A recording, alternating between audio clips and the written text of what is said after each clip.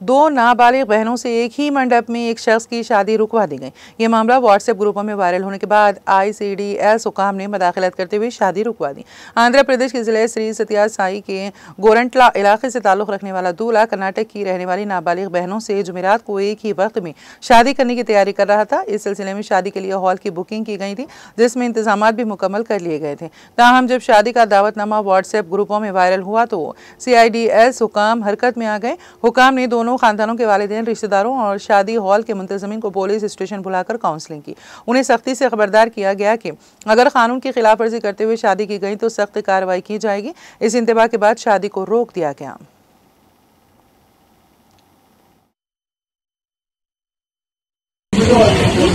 నా పేరు Rajitha, ICDS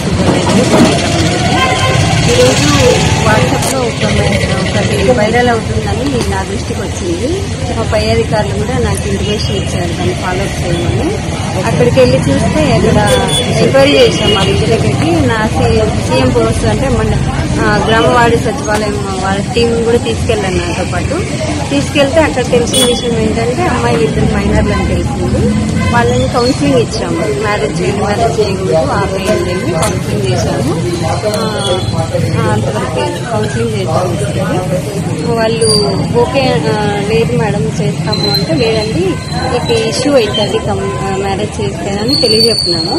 present అయితే వాళ్ళకి కౌన్సిలింగ్ చేశాము. వాళ్ళు నచ్చ చెప్పడానికి ట్రై చేస్తున్నాము. వాళ్ళు ఒప్పుకోని పరిస్థితుల్లో దీన్ని EFIR చేయించాము, అంటే పోలీసులకి ఫిర్యాదు చేయడానికి సిద్ధంగా ఉన్నాము.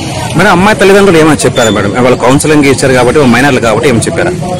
లేదండి, వాళ్ళు మేజర్లని వాదించారు. కాకపోతే మనం సర్టిఫికేట్స్ అని వెరిఫై చేశాము. మైనర్లని తెలిసింది కాబట్టి మైనర్ బాలికలకు వివాహం చేయకూడదు, చట్టరీత్యా నేరం అని వాళ్ళకి సాధ్యమైనంత వరకు పేరెంట్స్ ని కన్విన్స్ చేయడానికి ట్రై చేస్తామండి.